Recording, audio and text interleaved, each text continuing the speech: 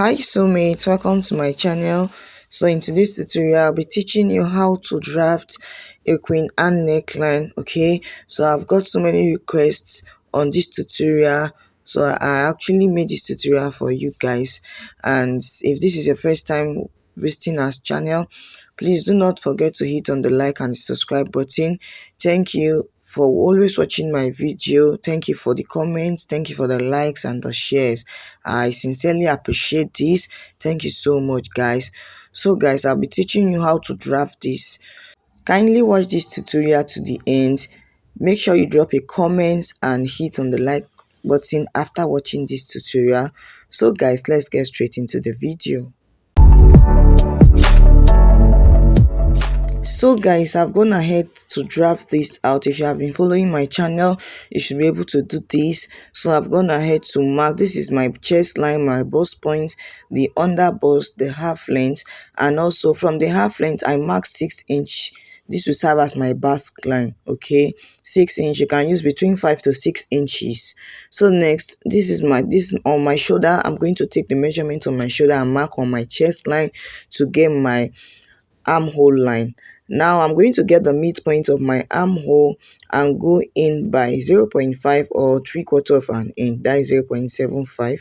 Then I'm going to divide my bust measurement by 4. What I have is 10 and quarter. I'm going to mark and connect the 3 points together to get my armhole curve. Okay, just go ahead and watch what I'm doing. If you have been following my channel, you should be able to do this. Please, I just want to save much of our time. I don't want this video to be too long. So the next thing, we are just going to be marking the neck width of 3 inch. Just mark that point. Okay, then from that point I'm going to measure the shoulder and I'll get this midpoint as well.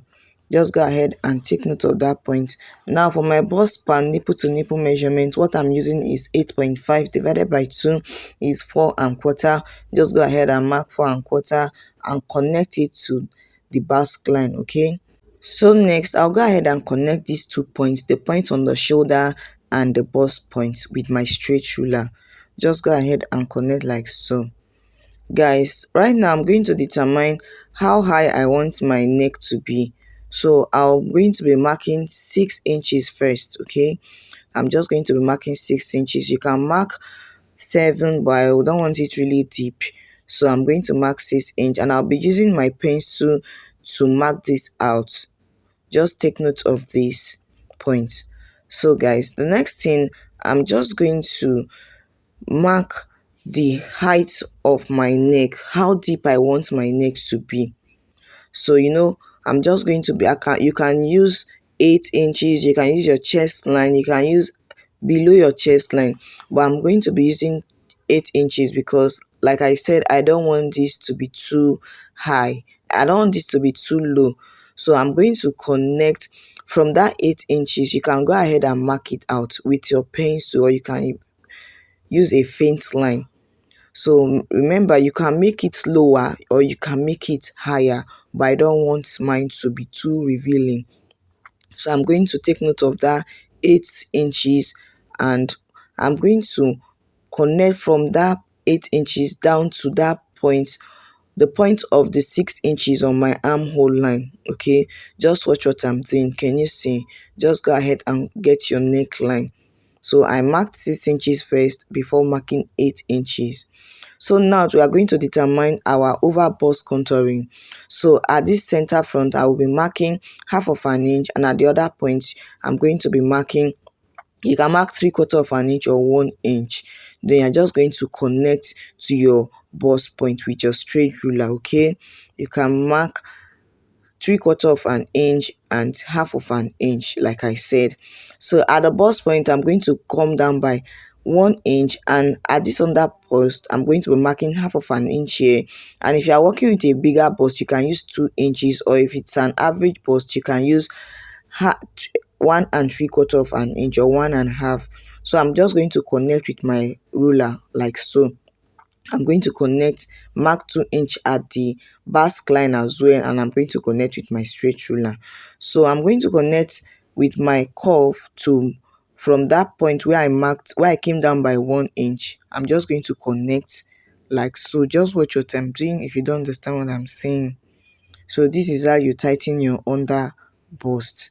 Guys, this is looking beautiful already. So the next thing, I'm going to be measuring my dart, because you discover that one of the dart leg is longer than the other. For this side, this is 5 and the other side is 5.5. So I'm going to increase it by half of an inch, okay? So that by the time we cut this out, the length will be the same. One will not be longer than the other, okay? And I'm just going to get my new neckline. By the time we fold it up, you discover that the that leg will definitely match. But if you don't do it that way, you discover that one will be longer than the other. Let me fold it so you all can see what I'm saying. So as you can see, can you see that they are actually matching up? If we had used the second line, there's no way it would have matched up with the other side. So you're going to extend it. It could be 3/4 of an inch, but mine is half of an inch, so that's totally fine.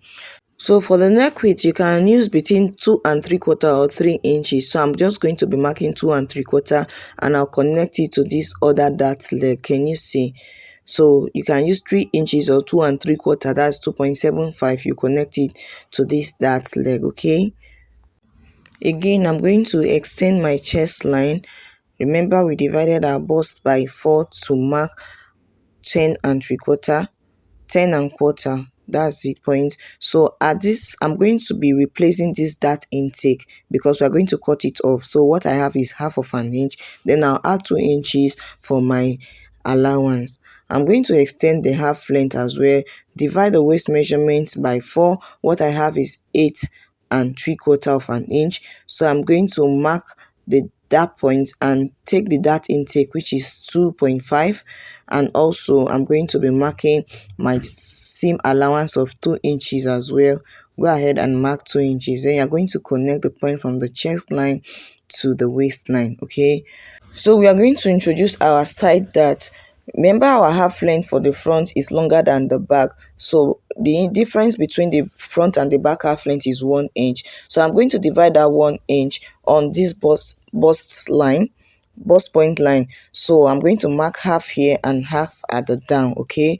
So I'll go ahead and connect to my bust point. The difference between the front half length is 18, the back half length is 17. So I'm just going to reduce it by 1 inch. 1 inch, okay? So the next thing, we are going to take note of this, because if we don't do this, that means the front half length will be longer when joining. So I'm going to cover up the basque line. I'm going to cover up this dart so that we can connect to get our basque line. Just go ahead and cover up like so. Then I'm going to connect the point from the waist to the back extension, basque. So that's it. I'm just going to cover it. I'm just going to connect like so, and I'll go ahead and open it up. Guys, we are virtually through with this front pattern. Next, we are going to be cutting this pattern out, okay? So just go ahead and cut out like so. Just watch what I'm doing if you don't understand what I'm saying. When you get to the bust point, you're going to stop and close up your side dart, okay? Just go ahead and close it up before continuing. Just go ahead and close it up like so. You're going to use your masking tape to hold this in place. You can use your cello tape or your masking tape, whichever one. So just go ahead and tape it down. Then I'm just going to tape it down like so, and I'll go ahead and continue with my cutting. And also make sure you draw this line, because it's no longer a straight line. I'm just going to blend it up like so. Can you see? So by the time we're eventually done with the back, you discover that the sides will be equal, okay? When joining the side, you discover that it will be equal. So you just go ahead and cut out the remaining piece. Please, if you are here to subscribe to this channel, kindly do so, okay? Please subscribe. Oh, thank you so much, guys. So after I was done cutting, this is what it looks like. Can you see? This is looking pretty already. Remember, within our pattern paper was not unfold. So this is our yoke. Yes, you would have seen it, but I'm going to transfer this to my fabric so that you all can see it better. So for the back, I'm going to be marking 1.5 inches aside. That will serve as our zipper allowance. And now our back half length is now 17 and not 18. Can you see? I'm no longer going to be marking 18, 17, and I'll go ahead and mark my shoulder, go down by 1 inch, and the neck width is 2.5. I'll just go ahead and connect like so to get my shoulder slope. I'll also go ahead and mark 9.5 as my chest line. Okay, so I'm going to rule it out and take the measurements on my shoulder, which is 7.5. I'll mark it to get my armhole line. Guys, if you have been following my channel, you should be familiar with all of these. So I'm going to divide my bust measurement by 4, mark it, and connect to my armhole line. So for the neck width, remember I used 2 3/4 of an inch for the front, and the back I'll do the same thing. And the neck depth, I marked 1 inches first, and I'm going to extend it. I want to add button to the back. I'm going to be marking 1 inch, just one button. So I'll be adding a keyhole neck to the back. So I'm going to place my tape at the shoulder, and I'll determine how open I want this to be. I'll be marking 7 inch. Okay, so just take note of that 7 inch. I remember this is our chest line, so I'm going to take note of that 7 inches. You can make it lower than that, and I'll go ahead and impute my bust span measurement, which is 8.5 divided by 2 is 4 1/4. I'll go ahead and mark it all the way around. So our dart intake is going to be 1 inch, half inch on both sides. So I'll go ahead and connect it to the top. Okay, just go ahead and connect it to the top. So I'm going to extend the point. From this point, I'm going to extend it to my dart line. Can you see? So that means from this point, I'll be cutting this off. Okay, so I'm going to be dividing my waist measurement by 4. I'll replace my darts, and also I'll add my side seam allowance of 2 inches. So I'm going to replace this dart intake on the chest line, which is about 1/4 of an inch, and I'll add 2 inches as my side seam, and also add 2 inches on the waistline, then connect like so.